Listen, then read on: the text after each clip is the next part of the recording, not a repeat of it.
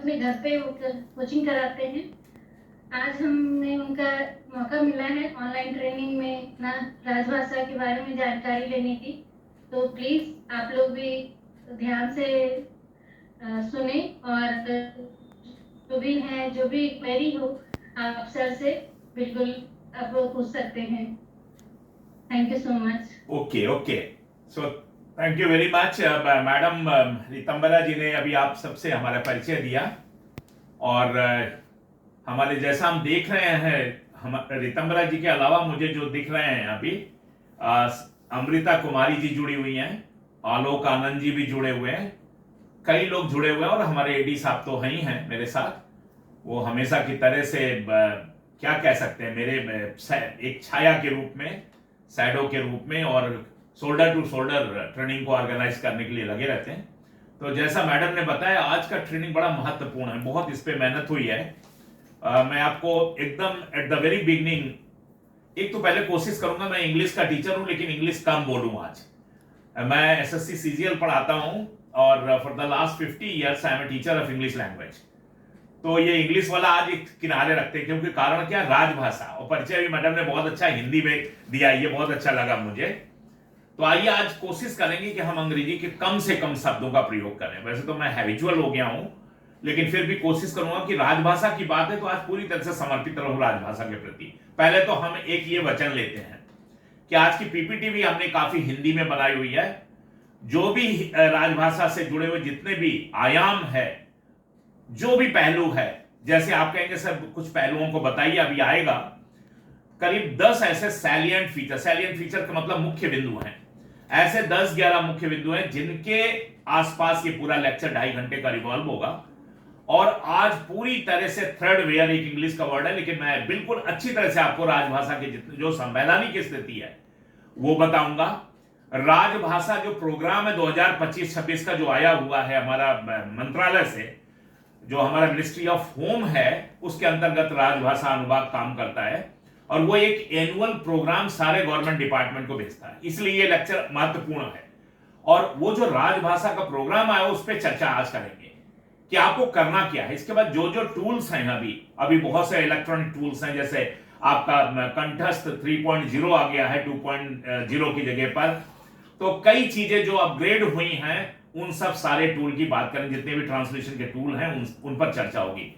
तो हम बिल्कुल इसको अपडेट किए हैं, जो पहले लेक्चर राजभाषा के चलते रहे उनमें काफी हमने एडिशन किया है। और हम कोशिश करेंगे कि जितने भी जो एक इसका माइलस्टोन है वो तो डिस्कस करेंगे, राजभाषा राष्ट्रभाषा का अंतर भी बताएंगे, क्या क्या चीजें हुई हैं। जैसे राइट फ्रॉम वेरी बिगिनिंग, मतलब 1950 से लेकर के जब से संविधान लागू हुआ और राजभाषा जैसे 14 सितंबर 1949 को ही इसे राजभाषा का दर्जा मिला, तब से लेकर के क्या क्या वो मील के पत्थर हैं, क्या क्या वो चीजें, उन सब पे चर्चा होगी और एक एक करके आपको ले चलेंगे। तो आइए चलिए पीपीटी के माध्यम से आज राजभाषा की आज की पूरी जो ये सुन रहे हो, पीपीटी दिखाई दे रही है सर, और मेरी वॉइस क्लैरिटी, दो चीजें काइंडली कंफर्म कर दीजिए। तो चलिए आइए, बहुत बहुत आपको बधाई कि आज ये जो है हमारा नासिन पटना जो है इस तरह का ये राजभाषा को लेकर के, देखिए ये, क्योंकि हम लोग यूपी बिहार में हैं, उत्तर प्रदेश और बिहार आपको पता होगा ये का समूह में आते हैं, यानी जो आए उसमें पूरे कंट्री को 3 वर्गों में विभाजित किया गया है और उसमें हम लोग दायित्व है, ये उत्तरदायित्व है हमारा एक भारत सरकार के नुमाइंदे होने के नाते, चाहे आप जीएसटी में काम कर रहे हैं, ट्रेनिंग सेंटर में काम कर रहे हैं, या मैं जैसे डिफेंस में काम करके आया हूं, तो आपके सामने शेयर करेंगे। निज भाषा उन्नति है, कॉमा लगा हुआ है, सब उन्नति को मूल, बिन निज भाषा ज्ञान के मिटत न हिय को सु। क्या कह रहा है, बड़ी अच्छी पंक्तियां हैं कि मेरी अपनी निज माने अपना एक भाषा था। जब हिंदी हमारी जो है वो राजभाषा है, तो हम कहेंगे कि हमारी एक राष्ट्रभाषा भी होनी चाहिए। तो जो अपनी भाषा है उसकी उन्नति, वही सारी उसकी उन्नति हमारे पूरे जीवन की, या हमारे सारे समाज की, हमारे सारे राष्ट्र की, हमारे सारे तंत्र की उन्नति का जो है वो मूल है, जड़ है, ये कह रहा है। दूसरी लाइन में कह रहा है बिना इस भाषा के पूर्ण ज्ञान के, मान लीजिए अच्छा सा ज्ञान हो हमें, जो हम कार्य करने की जो विधियां हैं उसका तो पूरा ज्ञान होना ही चाहिए और अच्छे से ज्ञान हो, क्योंकि ये हमारा जो है अपनी भाषा है। तो जब तक उसका पूरा ज्ञान हमें ना हो या उसमें हम काम करके गौरवान्वित न महसूस करें, मिटत ना हिये को सूल।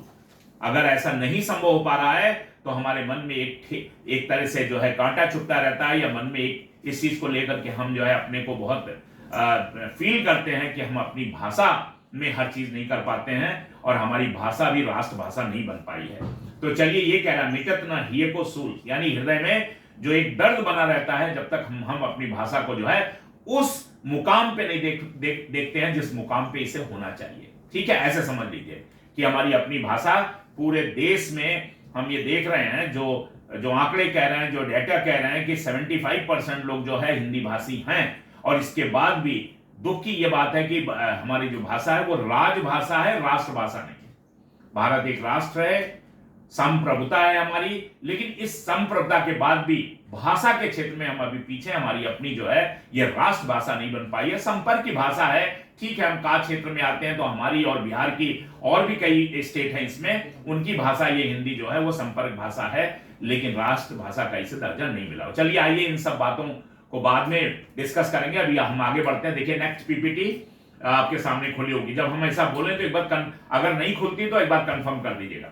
चलिए आइए, जिन बिंदुओं को हमने बताया था कि 10 ऐसे मुख्य बिंदु हैं जिनके चारों तरफ जो है ये पूरा लेक्चर रिवॉल्व होगा, यानी पूरा लेक्चर हमारा जो है इन बिंदुओं पर चलेगा। पहला है मील के पत्थर और ऐतिहासिक उपलब्धियां, यानी जो माइलस्टोन है इस पूरी यात्रा में 1950 से अभी 2025 आ गया, ये 75 वर्षों की जो यात्रा है राजभाषा की हिंदी की, उसमें जो जो पड़ाव, इंपॉर्टेंट पड़ाव आए हैं, चाहे वो संविधान के आर्टिकल्स हों, चाहे वो राजभाषा आयोग का गठन हो, चाहे वो संसदीय समिति का प्रतिवेदन हो, चाहे वो राजभाषा अधिनियम 1963 का या 67 का, जो भी इसमें आए हैं उन सब पे चर्चा होगी। मील के पत्थर जितने भी, ये सब ऐतिहासिक जितनी भी उपलब्धियां हैं, चाहे महामहिम राष्ट्रपति महोदय का समय समय पर जो है निर्देश आए हों, इसमें भारत सरकार में कैसे काम होगा ऑफिस में, उन सब पे चर्चा होगी। तो चलिए दूसरा रहेगा राजभाषा का अभिप्राय। राजभाषा का अभिप्राय क्या है, चूंकि जानते हैं हम सब हैं, लेकिन चूंकि आज लेक्चर हो रहा है तो चलिए इस पर चर्चा होगी, 1-2 पीपीटी। और राजभाषा के प्रमुख प्रकार क्या है, राजभाषा जो हमारी हिंदी है इसका मुख्य मेन काम क्या है, तीनों अंगों में कैसे समन्वय स्थापित करना है, ये इसका प्रमुख उद्देश्य है। आइए उस पर चर्चा करेंगे। और इसके बाद चौथा बिंदु है राजभाषा हिंदी की संवैधानिक स्थिति क्या है, इंडियन कॉन्स्टिट्यूशन क्या कहता है। हमारा देश संविधान के तहत चल रहा है, और जब संविधान के तहत चल रहा है तो उसमें आर्टिकल 343 से लेकर के 351 तक इसका अपना महत्व है। 343 से लेकर के और 351 तक ये जितने भी आर्टिकल है, 43, 44, 45, 46, 47, 48, 49, 50 और 51, ये सारे आर्टिकल जो है पूरी तरह से समर्पित हैं राजभाषा के लिए। तो इन एक एक आर्टिकल पे चर्चा करेंगे और आपको बताएंगे कि यानी संविधान जब बना तो उसमें ही ये प्रोविजंस किए गए हैं, तो वो उन प्रोविजनों से आपको परिचित करवाएंगे। और राजभाषा आयोग का फिर गठन, जैसे 1950 में पहली बार किया गया, क्योंकि ये निर्देश था, संविधान में ही निर्देश था कि राजभाषा आयोग का गठन करेंगे 5 साल बाद। संविधान 50 में चालू हुआ, तो यानी 55 में जो है 5 साल बाद राजभाषा आयोग का, उसके 10-10 साल बाद थे, फिर 10-10 साल बाद जो है राजभाषा आयोग का गठन था। और राजभाषा आयोग का गठन का मतलब है कि राजभाषा आयोग का जो भी दिशा निर्देश जो है मंत्रालय से दी जाते हैं राजभाषा के प्रचार प्रसार के लिए, या उसकी शब्दावली के लिए, या जो भी काम उसको दिए जाते हैं उसको करना है, तो इस तरह से पहला राजभाषा आयोग का गठन जो है 1950 में हुआ। फिर संसदीय समिति का प्रतिवेदन आया। संसदीय समिति जो है बनाएगी राजभाषा के लिए 1955 के आसपास, और 57 में उसका प्रतिवेदन आया, दो साल में जो वो पार्लियामेंट में पेश किया गया है, और उससे फिर इसका विकास हुआ। यानी ये सब मील के पत्थर हैं, लैंडमार्क्स हैं, वहां ये ऐसी घटनाएं हैं जो इसके इतिहास, राजभाषा के इतिहास में जो है उल्लिखित हो गई हैं। फिर एक राजभाषा अधिनियम 1963 का आया, और 1967। अब ये क्यों आया आपको पता है, अभी बताएंगे। जब आर्टिकल जो है ये आर्टिकल 343 से लेकर के 351 में ये चीज उल्लिखित थी। क्या चीज लिखित थी कि 15 साल तक जो है अंग्रेजी जो है में कामकाज चलेगा।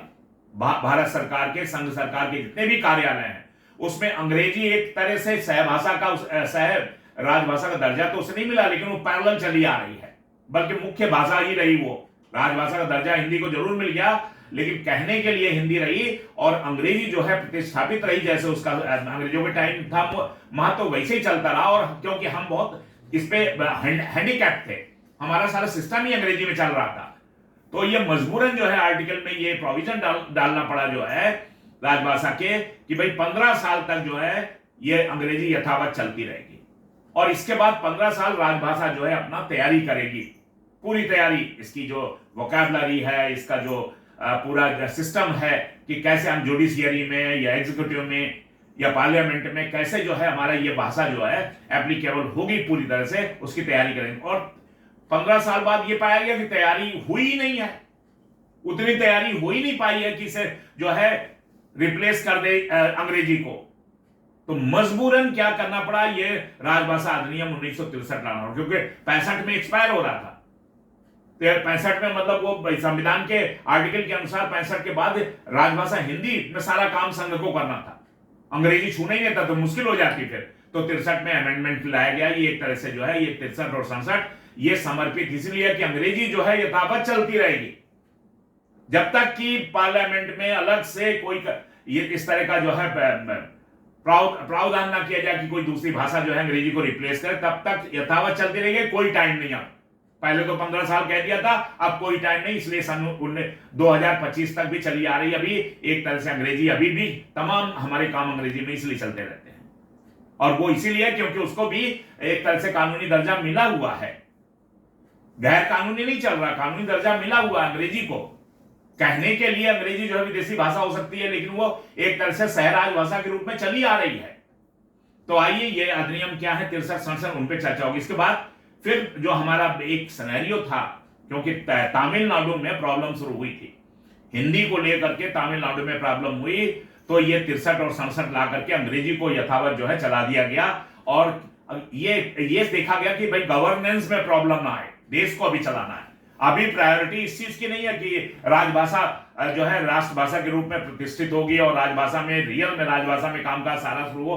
प्रश्न ये उतना महत्वपूर्ण नहीं था, बल्कि ये था कि पूरा देश जो है एक होकर के, और गवर्नेंस की प्रॉब्लम थी, इसलिए अंग्रेजी को जो है यथावत कंटिन्यू कर दिया गया 63 और 67 के राजभाषा अधिनियम के अनुसार। लेकिन फिर ये पाया गया कि भाई बहुत से ऐसे राज्य जहां हिंदी में काम होता है, अब मान ली 70% हिंदी में काम हो रहा है, कुछ ही ऐसे स्टेट है, मान ली तमिलनाडु हो गया, केरला हो गया, गोवा हो गया, और ऐसे कुछ संघ मतलब आपके टेरिटरी हैं जो यूनियन टेरिटरी हैं, वो कुछ ऐसी हैं। तो अब उतने के लिए तो विभाजन किया गया, राजभाषा नियम लाया गया, वर्गों में विभाजित किया गया, पूरे देश को जो है स्टेट वाइज जो है और ये यूनियन टेरिटरी वाइज जो है 3 भागों में बांटा गया। ये देख इसमें ये लिया गया आधार कि जहां पर करीब 70-75% से ऊपर तक हिंदी बोली जाती है, 15% से लेकर 70-75, तो उसको जो है कैटेगरी बना दी गई। एक कैटेगरी 70-75 वालों की वो का कैटेगरी हो गई, और एक कैटेगरी हो गई आपके 15 से लेकर के इसके बीच में जो है 15% से लेकर के मान लीजिए कहीं 30% बोली जाती है, 40% बोली जाती है, तो वो खा में डाल दिया गया, और जहां 15 से नीचे हैं उसको गा कैटेगरी में डाल दिया गया। तो ऐसा कुछ आधार लेकर के राजभाषा नियम बनाया गया 1976। फिर आया राजभाषा संकल्प। यह संकल्प जो है 1968 का ही है। यह संकल्प जो है इसी से आच्छादित है, यानी आर्टिकल 351 राजभाषा के लिए जो आर्टिकल 351 संविधान में समर्पित है, उसी के लिए राजभाषा संकल्प 1968 आया, और वो आज तक चला रहा है। ये 4 इसमें संकल्प हैं जो मतलब समझ लीजिए यूनानिमसली लिया है। किसने? दोनों राज्यसभा लोकसभा ने बहुमत से, मतलब इसमें कोई भी एक भी मत उलट नहीं था, बहुमत से, यानी सबने यूनानिमसली ये डिसाइड किया हुआ, ये संकल्प लिया हुआ है राजभाषा के लिए 1968 में हमारा पार्लियामेंट ने भी और हमारे जो है राज्यसभा ने, लोकसभा राज्यसभा ने। और वो संकल्प के तहत ही ये वार्षिक राजभाषा कार्यक्रम भेजा जाता है, जो 2025-26 अभी लेटेस्ट आया है अप्रैल माह में। ये हर वर्ष जो है एक कार्यक्रम बना करके, ये इसी का है, जो संकल्प लिया गया वो संकल्प पूरे करने हैं। वो आज तक पूरे अभी नहीं हुए हैं, हाँ हो सकता है उसमें 50% काम हुआ हो, 50% बाकी हो, ये सब आंकड़े भारत सरकार के पास हैं। तो संकल्प जो लिया वो संकल्प आज भी जो है चला आ रहा है, अभी इस संकल्प की पूर्ति नहीं हुई है। इसीलिए ये वार्षिक राजभाषा कार्यक्रम जो है 2025-26 आया और ये आर्टिकल 351 के दिशा निर्देशों के अनुसार है। तो इस पे चर्चा करेंगे, है क्या ये वार्षिक राजभाषा कार्यक्रम जो हर कार्यालयों में आया हुआ है, और इसमें 34 जो है निर्देश दिए हुए हैं। जो राजभाषा कार्यक्रम है वो तो है ही है, उसमें ये दिया हुआ है, आप काम करने का परसेंटेज दिया हुआ है, एक लिमिट तय की हुई है, का क्षेत्र में, खा क्षेत्र में, गा क्षेत्र में, हर काम की। लेकिन अलग से भी जो है उसी जो 25-26 का कैलेंडर है वार्षिक राजभाषा का, उसी में बुनियादी और कार्यालय प्रबंधन के कुछ निर्देश दिए हुए हैं, वो 1 से लेकर 34 तक है। उन 1 से 34 जो निर्देश है उन पर भी चर्चा होगी। इस बार तमाम इसमें टूल्स हैं जो अभी लेटेस्ट आए हुए, जैसे कंठस्थ 2.3 है, जो आपका जो है ये जो विश्व हिंदी सम्मेलन हुआ था 12वां 2023 में, उस समय लागू हुआ था, और अभी ये जून में लागू हुआ है कंठस्थ 3.0 से कहते हैं कंठस्थ। ये जो टूल है ये ट्रांसलेशन टूल है और बहुभाषी, अभी 15 भाषाओं, भारत में की 8वीं सूची में 22 भाषाएं हैं। भारत की ये जो संविधान है हमारा देश का, उसका संविधान में 8वीं सूची जो है उसमें 22 भाषाएं एज ऑन डेट है। शुरू में कितनी थी? शुरू में 14 भाषाएं थी, बढ़ते इसमें अमेंडमेंट हुआ संविधान में और कई भाषाएं जोड़ते चले गए हम लोग, और एज ऑन डेट 8वीं सूची में 22। उस 22 में 15 भाषाओं में ये जो है कंठस्थ 3.0 जो है ट्रांसलेशन करने में सक्षम है, ट्रांसलेट कर देगा। जो भी आप लिखें उसको हिंदी में, अंग्रेजी हो या दूसरे भाषाएं हो जो हमारी क्षेत्रीय भाषाएं हैं, उनको वो हिंदी में जो है ट्रांसलेट कर देगा। और इसके बाद ये सब चर्चाओं के बाद ढेर सारी इसमें और बातें आएंगी, नए टूल आएंगे, जो आपका नए सिस्टम आएंगे, वो सारे आपको डिस्कस करेंगे। इसके बाद बहुविकल्पी प्रश्न होंगे, ये मल्टी चॉइस क्वेश्चंस की हिंदी है। मल्टी चॉइस क्वेश्चन कुछ आपसे ध्यान से सुनिएगा, तो आपसे कुछ प्रश्न हम रखेंगे ये जानने के लिए कि आपका फीडबैक क्या है, कितना आपने उसे ध्यान से सुना है। तो आइए अगली पीपीटी बढ़ते हैं हरीडली, क्योंकि बहुत काम है अभी और समय तेजी से बढ़ता है। तो मील के पत्थर की चर्चा कर लेते हैं और ऐतिहासिक उपलब्धियां क्या। तो 14 सितंबर की एक डेट याद रखिए, 14 सितंबर 1949 आ भी रहा है, आज है 9 सितंबर, यानी मात्र 5 दिन बाद जो है हमारा देश जो है क्या मनाने जा रहा है? संविधान सभा ने हिंदी को संघ की राजभाषा के रूप में स्वीकार किया। यानी 14 सितंबर 1949 को संविधान सभा ने जो है हिंदी को संघ की राजभाषा के रूप में स्वीकार किया, और प्रतिवर्ष 14 सितंबर को हिंदी दिवस के रूप में मनाया जाता है। तो हिंदी दिवस आने वाला है, और ये बड़ा समसामयिक जो है ये लेक्चर रखा है, ट्रेनिंग प्रोग्राम रखा है हमारा नासिन पटना ने, कि 9 सितंबर को हम बात कर रहे हैं पूरी तरह से 2-2.5 घंटे जो है वो पूरी तरह समर्पित होकर के राजभाषा के ऊपर। तो 1963 राजभाषा अधिनियम पारित किया गया, वो हम डिटेल में चर्चा थोड़ा सा की है, फिर करेंगे। 1976 आपने राजभाषा नियम लागू किए गए। 67 में जो है भाषाई विविधता को ध्यान में रखते हुए, और 67 के बाद 76 में क्षेत्रवार, ये 76 में किया गया था जो राजभाषा नियम आए हैं, उसमें क्षेत्रवार कार्यान्वयन किया गया, का खा गा ये शुरू किया गया। प्रगतिशील लक्ष्य वार्षिक कार्यक्रमों के माध्यम से अधिसूचित किए गए। तो वार्षिक कार्यक्रम आते हैं, उसको अधिसूचना आती है और हम लोग उसी हिसाब से काम करते हैं, और फिर इसमें राजभाषा का उत्तरोत्तर प्रगति हो, उसमें कुछ पुरस्कार भी स्थापित किए। मोटिवेशन चाहिए सभी को, तो ये मोटिवेशन के लिए उत्कृष्ट कार्य एवं हिंदी प्रकाशनों को प्रोत्साहित करने हेतु राजभाषा कीर्ति या गौरव, राजभाषा गौरव पुरस्कार प्रारंभ किए गए। और इसी संदर्भ में आपकी जानकारी के लिए बता दूं कि विश्व हिंदी दिवस भी मनाया जाता है, प्रतिवर्ष 10 जनवरी को मनाया जाता है। तो 10 जनवरी जब आएगी तो विश्व हिंदी दिवस भी मनाया जाएगा। कई देशों में हिंदी बोली जाती है, वो बाद में हम चर्चा करें किन किन देशों में हिंदी वो बोली जाती है। और 12 जो हमारे जो है विश्व हिंदी सम्मेलन जो हुए हैं, कहाँ हुए हैं, किस किस सन में हुए हैं, और जो 12वां विश्व हिंदी सम्मेलन हुआ है वो फिजी में हुआ था, और उसमें जो है उसकी प्रोग्रेस क्या है, क्या उसमें किन किन मुद्दों पर जो 3 दिन के लिए था वो फरवरी में, 12 फरवरी से 15 फरवरी, उसमें क्या हुआ है और उस पर भी चर्चा करेंगे। और बिहार के एक राज्यसभा सदस्य हैं भूतपूर्व, उनका क्या मत था उस बीच जो है जब ये हिंदी पर जो है विश्व हिंदी सम्मेलन होने वाला था, उस पर भी चर्चा करेंगे। तो आइए आगे बढ़ते हैं इन बिंदुओं के साथ। अब हम बात करते हैं राष्ट्रभाषा। राष्ट्रभाषा को परिभाषित करना। अगर कोई आपसे पूछे कि इस देश की राष्ट्रभाषा क्या है तो आप क्या कहेंगे? आपको कहना पड़ेगा कि हमारे देश की कोई भी राष्ट्रभाषा अभी तक नहीं है। यह आंसर देना पड़ेगा। राजभाषा है, राष्ट्रभाषा नहीं है। क्यों ऐसा क्यों राष्ट्रभाषा के रूप में प्रतिष्ठित नहीं हो पाई अभी तक हिंदी? तमाम समस्याएं अभी बाद में डिस्कस करेंगे। वही 1967 में 65 में क्या करना पड़ा, वो सब जो, और का खा गा क्यों करना पड़ा, ये सब यही कारण है कि अभी तक हिंदी को राष्ट्रभाषा का दर्जा, हर देश की राष्ट्रभाषा होती है और वो राष्ट्रभाषा का दर्जा किसे दिया जाता है? राष्ट्रभाषा अर्थात पूरे देश की एक भाषा होती है जिसे पूरे देश के बहुसंख्यक लोग बोलते व समझते हो, उसे राष्ट्रभाषा कहते हैं। तो हमारा देश तो हिंदी समझता बोलता है, 70% लोग बोलते हैं, लेकिन अभी इसको राष्ट्रभाषा का दर्जा नहीं मिल पाया है। आगे आइए, राष्ट्रभाषा होने के महत्व क्या है? राष्ट्र के निवासियों का अपने राष्ट्र की राष्ट्रीय भाषा से भावनात्मक लगाव होता है।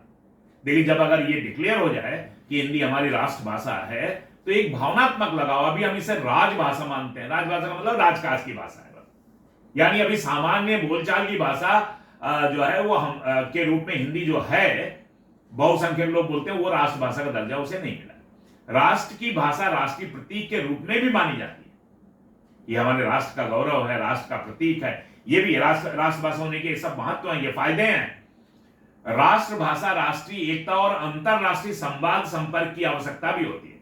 यानी अगर राष्ट्रभाषा है तो ये सबको एकता के सूत्र में बांधती है एवं अंतरराष्ट्रीय संवाद संपर्क की भी आवश्यकता है कि हम इंटरनेशनल लेवल पे भी जो है संवाद करें तो अपने भाषा में, जैसे चीनी लोग मंदारिन बोलते हैं, आप उसमें चले जाएं जो है ये आपका क्या कहते हैं और कंट्रीज में, तो उनकी अपनी अपनी भाषाएं, जैसे जापान है तो अपनी भाषा में बोलना ज्यादा जो है अपने को प्राइड फील करते हैं, और भारत के लोग चले जाएं तो इंग्लिश में बोलने में प्राइड फील करते हैं, बहुत मुश्किल से हिंदी निकलती है। तो ऐसा नहीं होना चाहिए। राष्ट्रभाषा जो है वो अंतरराष्ट्रीय संवाद संपर्क की भी आवश्यकता होती है। राष्ट्रभाषा का क्षेत्र असीमित होता है, इसको सीमा में नहीं बांध सकते। हाँ, राजभाषा को सीमा में बांध सकते। क्यों? क्योंकि वो औपचारिक भाषा है, वो जो एक ऑफिस की भाषा है, और ये अनौपचारिक भाषा, ये जनमानस की भाषा है। ये हमारा देश में जितने भी तरह के लोग हैं उन सब की भाषा है, तो ये अनौपचारिक भाषा होती है और असीमित होती है। अब आइए राजभाषा पे थोड़ी चर्चा कर लेते हैं, डिफरेंस समझ में आ जाएगा। राजभाषा का अर्थ है राज अर्थात राजकाज की भाषा, यानी ऑफिशियल लैंग्वेज, इसीलिए इसको कहा जाता है, यह ऑफिशियल लैंग्वेज है।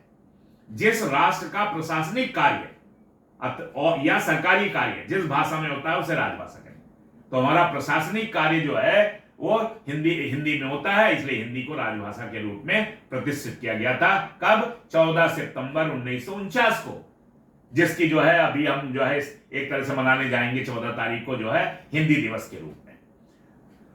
तो ये हमारे राजभाषा देश के प्रशासक वर्ग की भाषा है, यानी हमारा प्रशासन इसी भाषा में चलता है। वो अलग, अभी आप कहेंगे सर अंग्रेजी भी चलती है, तो बताया ना सहभाषा के रूप में वो अभी भी है अनऑफिशियल। ठीक है, काफी काम बाइलिंगुअल हो गया है, काफी काम हिंदी में भी होने लगा है एज ऑन डेट, लेकिन इसके बाद भी अंग्रेजी अभी खत्म नहीं हुई ना बंद हुई है, वो भी हमारे प्रशासक की भाषा है। अभी भी मिनिस्ट्रीज में तमाम जगह जो है अंग्रेजी में भी काम होता है। इसका क्षेत्र सीमित होता है, राजभाषा का क्षेत्र जो है सीमित है, ऑफिशियल लैंग्वेज है ये, और औपचारिक भाषा होती है। इसको इधर उधर नहीं, कोई स्लैंग वर्ड या कुछ वैसे शब्दावली का प्रयोग हम नहीं कर सकते, क्योंकि ऑफिशियल लैंग्वेज है ये। तो राजभाषा को ऑफिशियल लैंग्वेज भी कहा जाता है। तो यानी राष्ट्रभाषा और राजभाषा का अंतर आपको क्लियर हो गया, कंसेप्ट क्लियर हो गया। और देखिए, राजभाषा, भारत के अलग अलग राज्य अपनी स्थानीय भाषाओं में भी प्रशासनिक कार्य कर सकते हैं। भारत के अलग अलग राज्य अपने राज्य की भाषाओं में भी प्रशासनिक कार्य करते हैं। उन्होंने नोटिफाई कराया हुआ है, और उसे भी जो है वैलिडिटी मिली हुई है संवैधानिक, कि वो जो स्टेट हैं वो अपना कार्य जो है अपने राज्य की जो बहुतायत में बोली जाने वाली भाषा उसमें भी कर सकते हैं, उसको राजभाषा के रूप में। हिंदी तो हो गई, वो संघ की राजभाषा हो गई। अब स्टेट में जो है अपनी अपनी भाषा हो सकती है, एक हो सकती है, दो हो सकती है, वो रख सकते हैं। राजभाषा एक संवैधानिक शब्द है, क्योंकि संविधान में इसका धारा जो है 343 में उसके खंड 1 में ही ये बात स्पष्ट रूप से लिखी हुई है कि राजभाषा जो है हिंदी जो है वो राजभाषा है, जो देवनागरी लिपि में लिखी हुई। तो राजभाषा एक संवैधानिक शब्द है, और हिंदी जो है वो 14 सितंबर 1949 को संवैधानिक रूप से यानी कॉन्स्टिट्यूशनल फॉर्म में भारत की राजभाषा घोषित किया गया। इसीलिए प्रत्येक वर्ष 14 सितंबर को हिंदी दिवस के रूप में मनाया जाता है, जो हम 5 दिन बाद मनाएंगे। केंद्रीय स्तर पर दूसरी आधिकारिक भाषा अंग्रेजी है। देखिए लिखा हुआ है, या आप कह सकते हैं कि मान लीजिए आधिकारिक, अरे आधिकारिक कैसे ना माने, जब इंग्लिश में लेटर्स आएगा और वो वैलिड है, तो इसके मतलब कि आधिकारिक भाषा अंग्रेजी अभी सह भाषा का दर्जा नहीं है। या मान सकते हैं कि वो जो है सह राजभाषा उसे नहीं दर्जा मिला हुआ है, कि वो जो है एक दूसरी राजभाषा नहीं है, लेकिन फिर भी वो आधिकारिक भाषा है और चली आ रही और आगे भी चलती रहेगी। क्यों चलती रहेगी उसका उत्तर देंगे हम आपको। राजभाषा हिंदी का कार्यालयी स्वरूप। अब कार्यालयी स्वरूप आइए उस पर चर्चा कर लेते हैं। तो राजभाषा का अभिप्राय क्लियर हो गया आपको कि राजभाषा वह भाषा जिसमें प्रशासन का सभी काम होता है, जो समूचे राष्ट्र की संपर्क भाषा होती है, अर्थात जिसे केंद्रीय सरकार देश की प्रांतीय सरकारों से संपर्क स्थापित करने हेतु प्रयोग में लाती है। तो केंद्रीय सरकार यानी यूनियन यानी संघ, हमारा सेंट्रल गवर्नमेंट, सारे स्टेट जितने भी हैं उनसे संपर्क जो जिस भाषा से करती है तो वो राजभाषा करती है। राजभाषा राष्ट्र को की प्रगति, राजनीतिक एकता और प्रशासनिक उद्देश्यों की पूर्ति के लिए होती है। राजभाषा का ये विशेषता है कि राजभाषा जो है राष्ट्र की प्रगति, राजनीतिक एकता यानी पॉलिटिकली जो है जो यूनिफिकेशन है, या सब लोग एक यूनिफाइड हैं, चाहे वो विपक्ष हो चाहे वो गवर्नेंस वाली जो है पार्टी हो, प्रशासनिक उद्देश्यों की पूर्ति और जितने भी एडमिनिस्ट्रेटिव या गवर्नेंस के काम होते हैं उसकी पूर्ति के लिए जरूरी है। राजभाषा का तात्पर्य राष्ट्र के 3 प्रमुख अंगों की भाषा से। 3 प्रमुख अंग बता दिए कौन कौन से हैं, जैसे पूरा देश चलता है 3 ये पिलर्स हैं। पहला हो गया संसद, तो संसद का मतलब हो गया लोकसभा, राज्यसभा, और अगर स्टेट की बात करें तो विधानसभा और विधान परिषद। तो ये संसद हो गई जहां कानून बनते हैं। एक स्तंभ ये है, बहुत बड़ा स्तंभ है, हमारा डेमोक्रेटिक कंट्री है, प्रजातांत्रिक सेटअप में हम लोग काम कर रहे हैं। तो संसद जो है सर्वोच्च जो है ये, क्योंकि हमारे रिप्रेजेंटेटिव वहां बैठते हैं, वो देश को चलाने के लिए कानून बनाते हैं। इसके बाद क्या आता है, ये जो कानून बने जो संसद ने बनाया, यानी डेमोक्रेटिक पैटर्न में जो है, जो हमारे देश की प्रजा, आप प्रजा ना कहिए, आप कहिए हमारे देश के जो लोग हैं, मतलब जो नागरिक हैं, वो सारा पावर उनमें निहित है। प्रजातांत्रिक वैल्यू ये हो गई। तो हमने रिप्रेजेंटेटिव भेजे हुए हैं। अब मान लीजिए कानपुर से कोई गया हुआ तो एमपी एमएलए वो किसको रिप्रेजेंट करते हैं, हमारी आवाज है वो, और वो लोग कानून बनाते हैं। तो एक तरह से हमने अपने लिए ही कानून बनाया है। तो संसद वो हो गया वहां, और एक पिलर हो गया, और दूसरी पिलर है फिर प्रशासन या सरकार। ये क्या है, ये एग्जीक्यूटिव यानी मिनिस्ट्री जितनी है, जितने सरकार के कार्यालय, आपका भी कार्यालय, जितने पूरे ऑल सेंट्रल गवर्नमेंट हो चाहे स्टेट गवर्नमेंट, जितना भी ये प्रशासन या सरकार, ये सब जो है ये दूसरा पिलर हो गया। संसद में जो कानून बनते हैं उसको एप्लीकेबल करने का या उसको लागू करने का या गवर्नेंस में पूरा ठीक से चले उसको लाने का काम प्रशासन का, एग्जीक्यूटिव का, जिसे इंग्लिश में एग्जीक्यूटिव कह सकते हैं। और इसके बाद तीसरा है अदालत का काम है, जुडिशियरी। उसकी भी बहुत महत्वपूर्ण भूमिका है कि हमारा देश संविधान से चल रहा है, तो वो लोग नियम कायदे कानून से काम करने में एग्जीक्यूटिव पर भी नियंत्रण रखता है और संसद में एक बैलेंस स्थापित करता है। अगर कोई ऐसी चीज हो रही है देश में तो अदालत में लोग जाते हैं, और अदालतें जो हैं 3 जो लेयर्स हैं, चाहे वो सुप्रीम कोर्ट हो, चाहे वो हाई कोर्ट हो, और चाहे वो लोअर कोर्ट हो, तीनों जो ये जो 3 टियर सिस्टम है हमारे यहाँ जुडिशियरी का, वो इन पर जो है नियंत्रण रखता है, गवर्नेंस पर जो है एक नकेल रखता है, और संविधान के तहत देश चल रहा है इस बात की को सुनिश्चित करने के लिए वो है।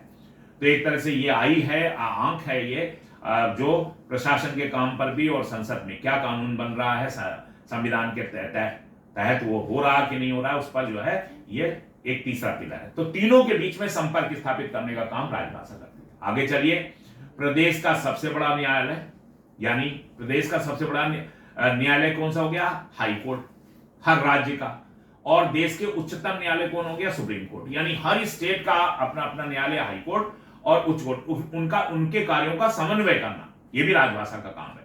अब आप कहेंगे सर अभी कई, जैसे सुप्रीम कोर्ट है या मान लीजिए हाई कोर्ट है, वहां पर हिंदी में काम नहीं हो रहा, अंग्रेजी का ही है, तो अभी नहीं कर पाए हम ना।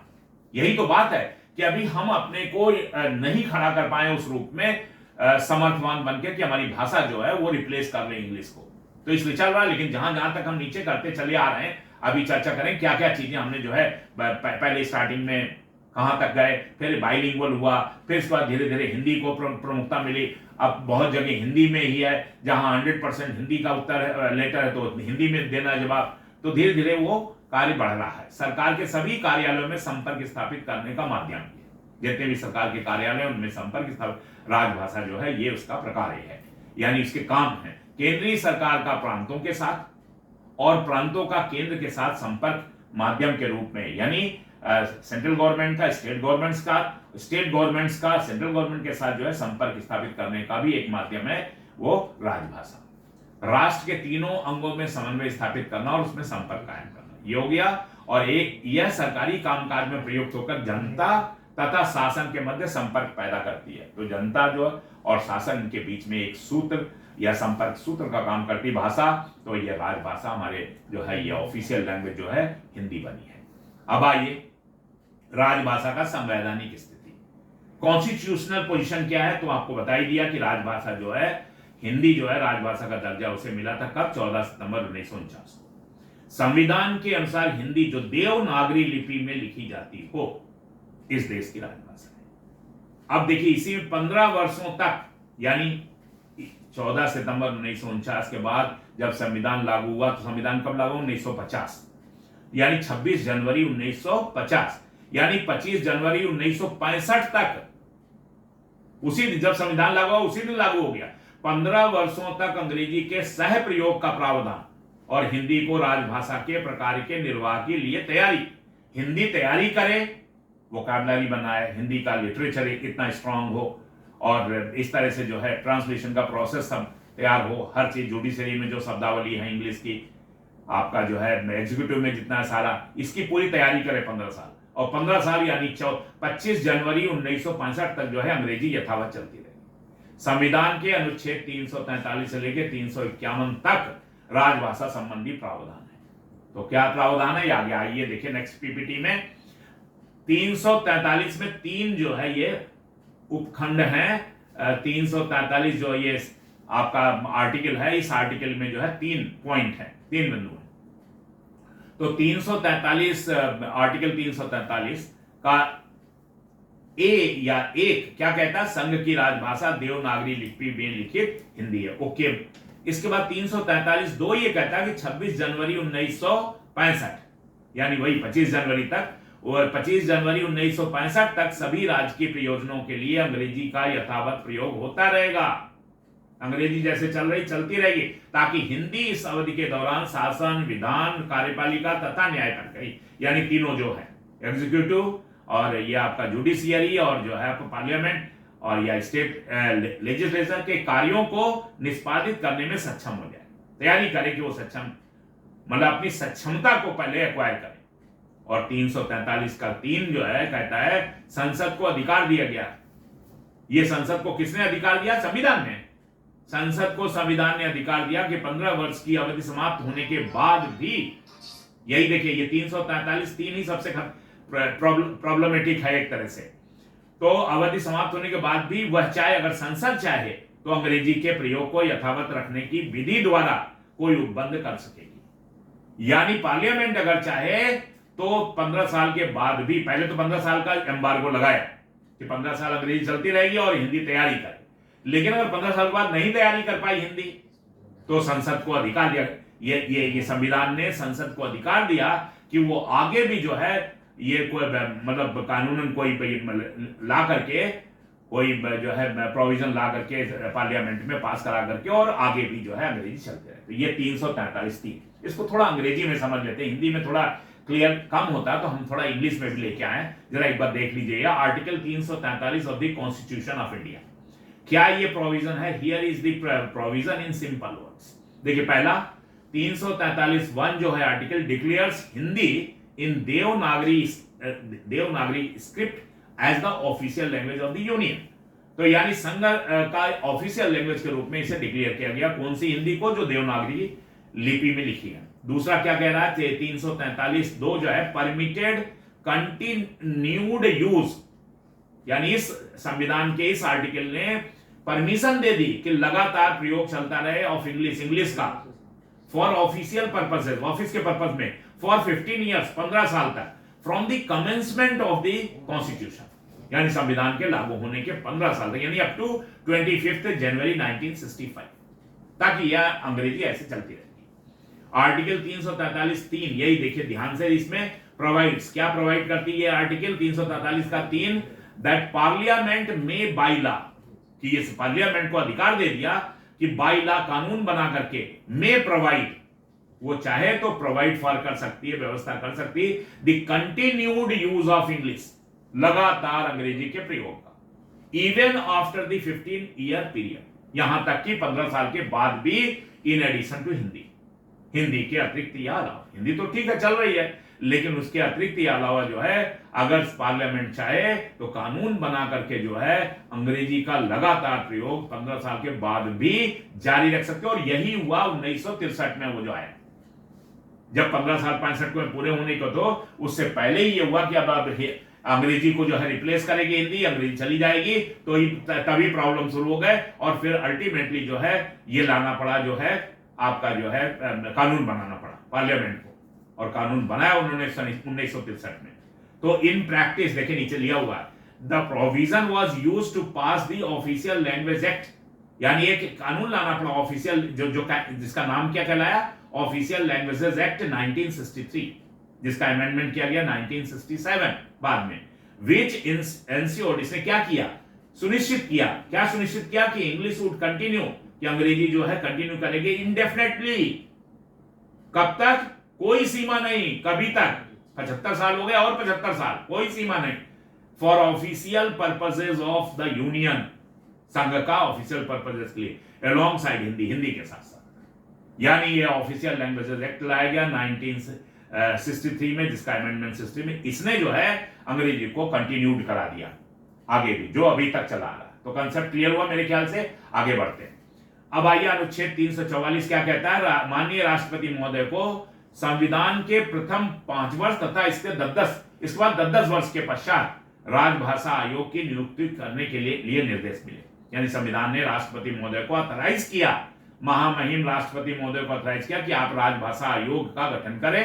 पहला गठन 5 साल बाद, यानी 1955 में, और उसके बाद जो है 5 साल हो गया, 1950 में संविधान लागू हुआ, 55 में पहला, इस बार 65 में, इसके बाद 75 में, 85 में, 95 में, हर 10 साल बाद जो है राजभाषा आयोग की आप जो है नियुक्ति करें या गठन करें, जो राजभाषा के प्रचार प्रसार के लिए काम करेगा। अनुच्छेद 345 क्या कहता है, राज्य का विधानमंडल, यानी किसी भी राज्य का जो विधानसभा और विधान परिषद है, वो विधि द्वारा एक या एक से अनेक प्रादेशिक भाषाओं, मतलब उस प्रदेश की एक या एक से ज्यादा, अथवा हिंदी और या हिंदी को सरकारी प्रयोजनों के लिए स्वीकार कर सकता है, यानी वो स्टेट जो है सरकारी प्रयोजनों के लिए चाहे तो हिंदी करे, और नहीं तो एक भाषा जो वहां की उस स्टेट की हो, और चाहे एक से ज्यादा भाषाओं को जो है वो ऑफिशियल लैंग्वेज के रूप में जो है वो स्टेट जो है कर सकता है। तो ये कहां पावर दिया गया, संविधान ने पावर दे दिया, ये 345 के माध्यम से, अनुच्छेद 345 में, किसको, राज्य के विधानसभा और विधान परिषद, कि अगर कोई पर्टिकुलर स्टेट जो है वो चाहे तो वहां की भाषा जो है उसको, वो चाहे तो हिंदी जो संघ की राजभाषा उसको, और अगर हिंदी को नहीं चाहता तो वो कोई भी दूसरी भाषा जो उस स्टेट की हो उसको, एक या एक से ज्यादा भी, वो चाहे तो उसको जो है एक कानून बना करके पास कर सकता है, और फिर उसमें कामकाज उस स्टेट का चलेगा। तो ऐसे तमाम देश है, स्टेट हैं जहां, जैसे अंग्रेजी भी एक स्टेट की जो है ऑफिशियल लैंग्वेज है, तो ऐसे तो उर्दू भी है, ऐसे तमाम भाषाएं हैं जो अपने अपने स्टेट की हैं, जो ऑफिशियल लैंग्वेज के रूप में वो यूज कर रहे हैं, लेकिन हिंदी संघ की वो जो है राजभाषा है। आगे आइए, अनुच्छेद 346, एक राज्य तथा दूसरे राज्य के बीच, राज्यों के बीच में आपस में, तथा किसी राज्य का संघ के बीच जो पत्राचार होगा वो संघ की राजभाषा का ही प्रयोग होगा। अब संघ की राजभाषा कौन, हिंदी भी और अंग्रेजी भी, फिर से सुन लीजिए, 346 ये कहता है कि एक राज्य का दूसरे राज्य के बीच तथा किसी राज्य का संघ के बीच पत्राचार हिंदी में भी हो सकता है और अंग्रेजी में भी हो सकता है। ये इसका सेंस है, 346 ये कहता है कि कोई स्टेट अगर संघ से बात करना चाहे इंग्लिश में तो उसको भी ठीक है, कोई स्टेट दूसरे स्टेट से अंग्रेजी में बात करना चाहे या हिंदी में बात करना चाहे तो वो पत्राचार कर सकता है। ये कौन 346 ये कहता है। अब आइए 347 क्या कहता है अनुच्छेद नेक्स्ट पीपीटी में। यदि किसी राज्य के जन समुदाय का पर्याप्त अनुपात अपने द्वारा बोली समझी जाने वाली भाषा को राज्य द्वारा अभिज्ञात करना चाहे तो राष्ट्रपति उस भाषा को सरकारी अभिज्ञा देने का अधिकारी। यह पावर किसको दिया? संविधान ने राष्ट्रपति महोदय को, कि भाई एक राज्य है मान लीजिए, और वो राज्य जो है कुछ समय बाद ये पाता है कि उनके क्या करीब जो है, पहले तो नहीं लेकिन अभी जो है 30-40% एक ऐसा ग्रुप है जो एक ऐसी पर्टिकुलर लैंग्वेज बोलता है, तो उस लैंग्वेज को अगर वो चाहे तो अपने यहाँ जो है स्टेट में उसे ऑफिशियल लैंग्वेज के रूप में यूज करने के लिए वो वहां से कानून बना करके भेजे। महामहिम राष्ट्रपति महोदय अगर उसे पास कर देंगे तो वो वहां का वो लैंग्वेज जो है नोटिफाई हो जाएगा। कंसेप्ट ये है। तो इसका पावर इस अनुच्छेद ने राष्ट्रपति को दिया। अनुच्छेद 348 ये कहता है कि जब तक संसद विधि द्वारा अन्यथा उपबंध ना करे, यानी जब तक पार्लियामेंट कोई अलग से कानून बना करके ये ना कहे कि नहीं अंग्रेजी नहीं, अब अंग्रेजी की जगह पर जो है ये वाली भाषा रहेगी, तब तक विधेयकों, अधिनियमों, अध्यादेशों एवं आदेशों तथा नियमों विनियमों के प्राधिकृत पाठ अंग्रेजी में ही होंगे। यानी जो अथराइज्ड कॉपी है वो अंग्रेजी वाली ही मानी जाएगी। ये कब किया गया था प्रोविजन? ये जो है 1950 में अनुच्छेद 348 के माध्यम से। यानी अभी जो अथराइज्ड कॉपी, लीगल कॉपी कह सकते हैं, या जो है पुख्ता कॉपी जो है वो अंग्रेजी वाली मानी जाएगी, जब तक कि पार्लियामेंट ये ना कहे कि भाई दूसरे लैंग्वेज की जो कॉपी है वो भी अथराइज्ड है। तो बाद में किया, हिंदी को भी किया, बाइलिंगुअल जब माहौल बना और आगे चल करके कुछ समय, ये तो सन 1950 की धाराएं हैं ना, तो इसलिए कहते उस समय यही था कि अंग्रेजी जो है वो प्राधिकृत माना जाएगा, दूसरी भाषा जब तक पार्लियामेंट पास ना करे। अनुच्छेद 349 देखिए नेक्स्ट पीपीटी में। संविधान के शुरू के 15 वर्षों की कालावधि तक, यानी 1965 तक, अंग्रेजी के स्थान पर किसी अन्य भाषा का पाठ प्राधिकृत पाठ नहीं माना जाएगा। यानी अगर कोई दूसरी भाषा में है तो वो लेटर जो है अथराइज्ड नहीं माना जाएगा, किंतु किसी अन्य भाषा के प्राधिकृत पाठ के लिए अगर किसी भी अन्य भाषा को कोई प्राधिकृत माना जाएगा तो राष्ट्रपति भाषा आयोग की संस्तुतियों एवं संसदीय समिति के प्रतिवेदन पर विचार करने के बाद अपनी स्वीकृति दे सकते हैं। यानी राष्ट्रपति को यह अधिकार दिया है कि भाई ठीक है 15 साल तक जो है अंग्रेजी ऐसे चलेगी और अंग्रेजी का ही वो अथराइज्ड कॉपी माना जाएगा, लीगल कॉपी माना जाएगा। लेकिन अगर भी ये जो आयोग है, या मान लीजिए संसदीय समिति बनेगी या राजभाषा आयोग बैठेगा 5 साल बाद 55 में और फिर 65 में, ऐसे ऐसे 10-10 साल बाद बीच में संसदीय समिति का प्रतिवेदन आया, तो अगर इन पे विचार करती है और किसी दूसरी लैंग्वेज को जो है प्राधिकृत करती है तो फिर वो राष्ट्रपति महोदय को यह अधिकार दिया अनुच्छेद 349 ने। और अनुच्छेद 350 क्या कहता है? कोई व्यक्ति अपनी, यानी भारत में कोई भी जो भारत का नागरिक को जो है अपनी शिकायत के समाधान के लिए, अपनी ग्रीवांस के लिए, अपना रिप्रेजेंटेशन जो है वो संघ की जो भाषा है, संघ की भाषा मतलब हिंदी राजभाषा, या संबद्ध राज्य की जो भाषा है, संबद्ध राज्य की मान लीजिए कोई राज्य जो है उर्दू में है, जैसे जम्मू एंड कश्मीर मान लीजिए उर्दू में है, तो उर्दू में प्रयुक्त होने वाली किसी भी भाषा में निवेदन कर सकता है अपनी ग्रीवांस के लिए। वो चाहे तो संघ की भाषा, संघ की जो राजभाषा हिंदी, और या उसके स्टेट की जो भाषा है ऑफिशियल लैंग्वेज के रूप में जो मान लीजिए काम कर रही है हिंदी से विरत, तो उस भाषा में वो पत्राचार कर सकता है, अपनी ग्रीवांसेस को सेंट्रल गवर्नमेंट के पास भेज सकता है। क्लियर? कंसेप्ट क्लियर हुआ? या स्टेट गवर्नमेंट के पास भेज सकता है। अब आइए अनुच्छेद 351। ये बड़ा इंपॉर्टेंट ये अनुच्छेद है, इसी ने जो है हिंदी को अभी तक जो है प्रचारित, प्रसारित और जो भी इसका व्यापकता बढ़ी है इसी की वजह से। संघ सरकार का कर्तव्य है, और इसी के तहत वो प्लेज लिया गया है जो हमने बताया था कि नहीं, संकल्प लिया गया है। संघ सरकार का कर्तव्य है।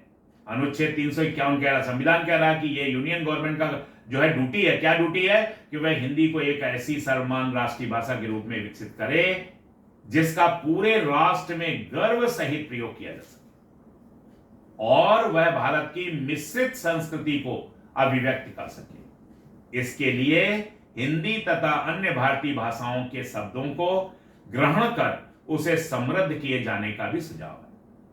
यानी इस अनुच्छेद ने ये एक कह सकते हैं रेकरिंग या कांस्टेंट ड्यूटी दे दी किसकी, यूनियन गवर्नमेंट की, कि लगातार जब तक जो है इस भाषा का जो है राजभाषा जो बनी है हिंदी, इसका प्रचार प्रसार और पूरी तरह से जो है ये समृद्ध नहीं होती है, निरंतर संघ इस पे काम करता रहेगा और निरंतर इसको विकसित करता रहेगा और एक समय ऐसा आए कि पूरे राष्ट्र में जो है इसे गर्व के साथ लोग जो है वो बोलें, पढ़ें, लिखें और ये हमारी मिश्रित संस्कृति जो है डेमोक्रेटिक या आपका सेकुलर कंट्री का जो रियल सेंस है कि हम लोग जो है डाइवर्सिटी को आत्मसात किए हैं, उसकी अभिव्यक्ति कर सके, इसके लिए निरंतर जो है सेंट्रल गवर्नमेंट काम करेगी। तो इसी के तहत वो ये जो एनुअल प्रोग्राम आते हैं इसी 351 के जो है आलोक में ही आते हैं। तो ये क्लियर हुआ 343 से लेकर 351 क्या है। आगे बढ़ते हैं। राजभाषा संबंधी राष्ट्रपति के आदेश अब आए। अब देखिए मील के पत्थर आगे के 27 मई 1952 में यानी 2 ही साल बाद राष्ट्रपति महोदय ने आदेश दिया कि भाई कुछ काम बढ़ाइए हिंदी का। अब राज्यपालों और उच्चतम तथा उच्च न्यायालयों के न्यायाधीशों के नियुक्ति पत्रों में अंग्रेजी के साथ हिंदी के प्रयोग को भी प्राधिकृत किया, यानी उन्होंने दिशा निर्देश दिया राष्ट्रपति महोदय ने कि भाई जो आपका सुप्रीम कोर्ट है, आपका हाई कोर्ट है, उसके जो न्यायाधीश हैं उनकी नियुक्ति और राज्यपालों को जो स्टेट में राज्यपाल की नियुक्ति होती है उनको जो लेटर्स होंगे वो प्राधिकृत अंग्रेजी नहीं रहेगा, हिंदी के भी प्रयोग जो है प्राधिकृत रहेंगे।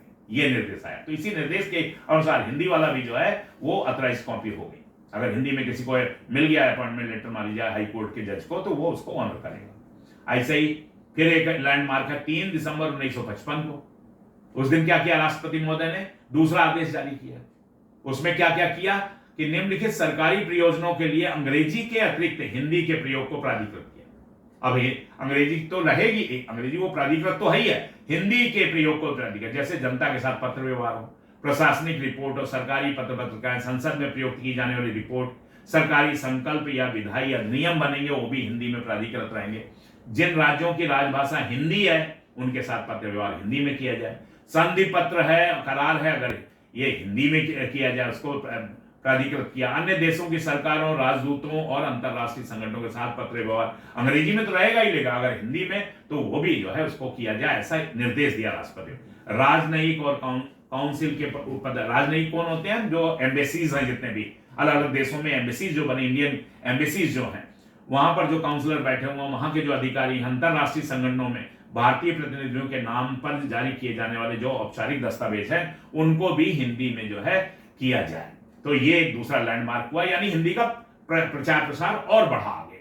अब आइए राजभाषा आयोग का गठन। हमने बताया था पहला 5 साल बाद, तो 5 साल बाद सन 1955 में राजभाषा आयोग का गठन राष्ट्रपति महोदय ने किया और बीजी खेर साहब, ये महाराष्ट्र के बीजी खेर साहब इसके अध्यक्ष बने।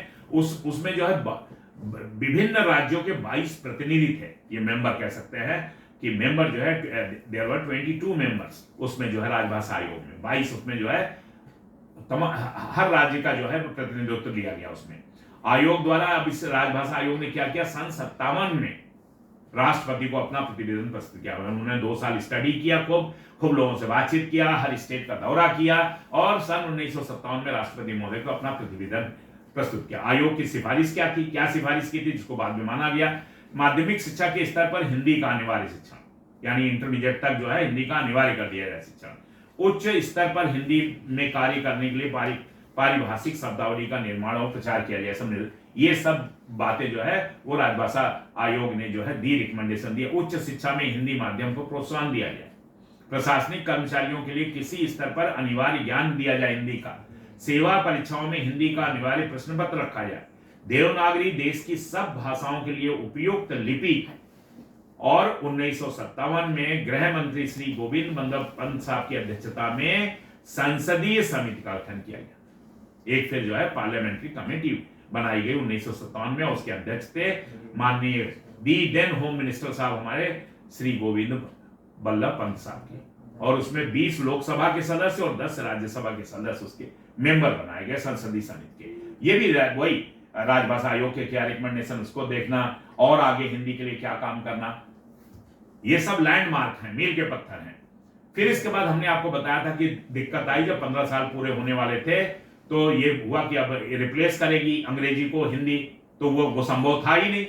जुडिशियरी काम ही नहीं कर पाती कुछ, तो राजभाषा अधिनियम आया 1963 में, पारित किया गया, 67 में उसमें संबोधन किया गया। तो इसने क्या किया, इस अधिनियम में सरकारी कार्यालयों में जारी होने वाले सभी दस्तावेजों में हिंदी और अंग्रेजी का अनिवार्य रूप से प्रयोग किया जाना चाहिए, जिससे राष्ट्रीय स्तर पर द्विभाषिकता की स्थिति पैदा हो। यानी चलो अंग्रेजी हटेगी नहीं, अंग्रेजी यथावत चलती रहेगी, लेकिन हिंदी को लाया जाए और अनिवार्य रूप से जो है वो बाइलिंगुअल जो है सिचुएशन पैदा किया जाए पूरे देश में, हिंदी के साथ अंग्रेजी। इसका परिणाम यह हुआ कि सामान्य आदेश, नियम, अधिनियम, प्रशासनिक रिपोर्ट, प्रेस विज्ञप्तियां, टेंडर्स, करार, जो हमारे agreements, licence, permit, tender notice, सरकारी पत्र आदि हिंदी अंग्रेजी दोनों में जारी करने की व्यवस्था, नई व्यवस्था ये हुई। राजभाषा अधिनियम के अंतर्गत संघ और हिंदी को अपने राज्य की राजभाषा ना अपनाने वाले राज्य के बीच पत्राचार अंग्रेजी में हो सकता है। इसी नियम में थोड़ा रिलैक्सेशन किया गया, नहीं तो तमिलनाडु वगैरह हाथ से निकलने वाले थे, तो वो सब वहां आंदोलन शुरू हो गए थे। तो कहा गया भाई ठीक है, कोई बात नहीं, अब आप अंग्रेजी को जो है तो चलिए इसको एक्सेप्ट किया गया कि राजभाषा अधिनियम के इसी अधिनियम में 1963 और 67 की बात हो रही है, इसी अधिनियम के अंतर्गत संघ और हिंदी को अपने राज्य की राजभाषा ना अपनाने वाले नहीं अपना रहे हिंदी को, राज्य के बीच पत्राचार अंग्रेजी में हो सकता है। हिंदी को अपने राज्य की राजभाषा अपनाने वाले एक राज्य और ना अपनाने वाले दूसरे राज्य के बीच पत्राचार में हिंदी पत्र के साथ अंग्रेजी अनुवाद भी होना जरूरी है। उच्च न्यायालयों में हिंदी का प्रयोग हो सकता है, किंतु दस्तावेजों के साथ उसका अंग्रेजी अनुवाद भी होना चाहिए। यानी इंग्लिश को जो डाइल्यूट करना था वो डाइल्यूजन ना करके हिंदी को तो थोड़ा मजबूती दी गई, लेकिन साथ साथ अंग्रेजी को भी रख दिया, ताकि जो है जो एक तरह से जो है विरोध के स्वर उठ रहे थे, या एक तरह से जो है गवर्नेंस की प्रॉब्लम आती, एजिटेशन शुरू हो रहे थे, उसको शांत किया गया 1963 और 67 में। इसको अंग्रेजी में भी हम लेकर के आए, थोड़ा सा हिंदी में कम है डिस्क्रिप्शन। देखिए राजभाषा अधिनियम 1963 और उसका अमेंडमेंट जो है 1967 क्या कहता है ये जरा ध्यान से देख लीजिए, बड़ा इंपॉर्टेंट ये कॉन्स्टिट्यूशनल जो आर्टिकल है 343 अलाउड इंग्लिश। 343 ने अंग्रेजी को क्या परमिशन दी, यूज फॉर 15 ईयर्स, कि वो 15 साल चलेगी 1965 तक, to regulate official language use. अब ये रेगुलेट करने के लिए ऑफिशियल लैंग्वेजेस एक्ट 1963 लाया गया, इसका इनेक्टमेंट हुआ। तो क्या हुआ इसका की प्रोविजंस क्या है, Hindi in Devanagari script to be official language of the union. ठीक है, यूनियन का ऑफिशियल लैंग्वेज हिंदी रहेगी देवनागरी स्क्रिप्ट वाली, लेकिन English to continue for official purposes of the union beyond 1965। लेकिन 1965 के बाद भी अंग्रेजी जो है वो कंटिन्यू करेगी ऑफिशियल पर्पसेस के लिए यूनियन का, along with हिंदी के साथ। पार्लियामेंट को इंपावर किया गया to decide extent of English use, कि वो डिसाइड करे किस हद तक जो है अंग्रेजी चलती रहेगी। अमेंडमेंट 1967 का जो इस अधिनियम का किया गया, जो इस कानून का किया गया, वो क्या है, उसने सुनिश्चित किया indefinite continuation of English for official purposes, यानी अनंत तक चलती रहेगी अंग्रेजी। अब जब तक कि सारे राज्य लिख के ना देना हो, पार्लियामेंट में पारित ना हो जाए, तब तक जो है अंग्रेजी चलती रहेगी। Guaranteed use of English in parliament, guarantee दे दी गई 1967 में अमेंडमेंट करके कि पार्लियामेंट में इंग्लिश चलती रहेगी, हायर जुडिशियरी में चलती रहेगी, and for communication between union and non Hindi states. और नॉन हिंदी स्टेट जैसे केरला, तमिलनाडु, गोवा और जो राज्य हैं वो जो नॉन हिंदी स्टेट्स हैं वहां पर जो है अंग्रेजी चलती रहेगी। एम्ड इसका ये 67 में जो अमेंडमेंट किया गया है कानून का, उसका उद्देश्य क्या था, aim to protect interest of non Hindi speaking states, कि नॉन हिंदी स्पीकिंग जो राज्य हैं जहां हिंदी को नहीं एक्सेप्ट कर रहे हैं, उनका भी इंटरेस्ट जो है प्रोटेक्ट करें और सुचारू रूप से देश की व्यवस्थाएं चलती रहें। प्रॉब्लम लैंग्वेज जो है एक बैरियर या प्रॉब्लम बनके ना खड़ी हो जाए देश के साथ। इंपैक्ट क्या हुआ ये 67 में जो अमेंडमेंट किया, एस्टैब्लिश्ड बाइलिंगुअल पॉलिसी। तो इससे हुआ कि ये यानी दुभाषिकता की जो स्थिति पूरे देश में पैदा हुई, हिंदी के साथ साथ अंग्रेजी भी, या इंग्लिश चली आ रही थी तो हिंदी भी साथ साथ चले एट द यूनियन लेवल, और balanced promotion of Hindi with practicality of English, और एक संतुलन स्थापित करा कि हिंदी का प्रमोशन तो किया जाए लेकिन व्यवहारिकता भी देखी जाए अंग्रेजी की, क्योंकि जुडिशियरी है, एग्जीक्यूटिव है, बहुत जगह अभी हिंदी उस पोजीशन में खड़ी नहीं हो पाई थी। तो क्लियर हो गया कंसेप्ट कि 63 और 67 का मामला क्या है, उसका क्या बेस था, ये हमने यहीं क्लैरिफाई कर दिया। देखिए क्यों यह अधिनियम लाया गया था 63 और 67 वाला, वाई राजभाषा अधिनियम 1963, उसका कारण क्या है, कॉन्स्टिट्यूशनल डेडलाइन ये जो थी 15 साल की थी कि 65 में जो है हिंदी रिप्लेस करेगी अंग्रेजी को हर जगह। तो क्या हुआ, प्रैक्टिकल चैलेंजेस क्या आया कि administration, judiciary, higher education and central services still heavily dependent on English, यानी पूरी तरह से इंग्लिश पे डिपेंडेंट थे उस समय तक। तो क्या फिर क्या किया गया, lack of adequate Hindi terminology in science, बहुत कमी थी हिंदी की शब्दावली का विज्ञान में, विज्ञान के क्षेत्र में, तकनीकी क्षेत्र में, कानून के क्षेत्र में, जुडिशियरी के क्षेत्र में। तो ये व्यवहारिक जो है समस्याएं थी, चुनौतियां थी, इसीलिए हिंदी रिप्लेस नहीं कर पाई अंग्रेजी को। रीजनल कंसर्न क्या था, अब ये क्षेत्रीय जो प्रॉब्लम पैदा हुई कि नॉन हिंदी स्पीकिंग स्टेट जितने थे उनमें तमिलनाडु प्रमुख है, जो अहिंदी भाषी राज्य थे स्ट्रांगली अपोज, उन्होंने बहुत जबरदस्त इसका विरोध किया था, जो कंपलसरी स्विच था टू हिंदी। ये जो है यानी अनिवार्य रूप से जो हम स्विच करने जा रहे थे, संविधान में जो निर्देश था कि 15 साल बाद जो है हिंदी अंग्रेजी को रिप्लेस कर देगी, वो जो है वो उसका बहुत जबरदस्त विरोध हुआ था। और राइजिंग प्रोटेस्ट शुरू हो गए थे, विरोध प्रदर्शन शुरू हो गया था साउथ इंडिया में और खासकर तमिलनाडु।